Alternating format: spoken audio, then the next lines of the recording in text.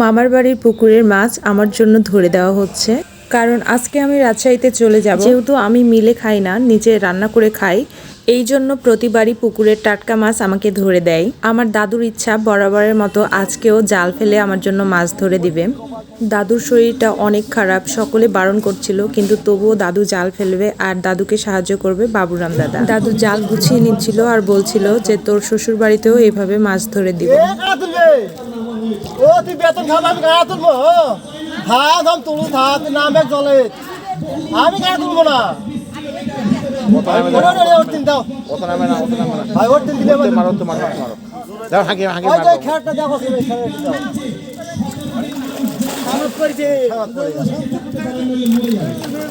প্রতিবারই দাদু নিজেই মাছ ধরে থাকেন, কিন্তু এইবারের শরীরটা প্রচণ্ড খারাপ, এই জন্য দাদুকে নামতে দেওয়া হয়নি। বাবুরাম দাদা মাছ সহ জালটা নিয়ে আসবেন উপরে। মনে হচ্ছে জালে প্রচুর মাছ পড়েছে।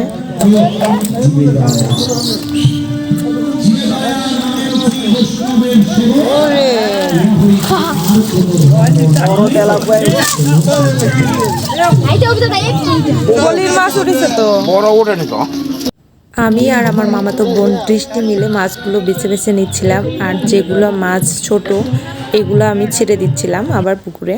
এই মাছগুলোর নাম সিলভার কার্প। এই মাছগুলো আরো অনেক বড় হবে, এখনো অনেক ছোট আছে, তাই জন্য ছেড়ে দিচ্ছিলাম পুকুরে।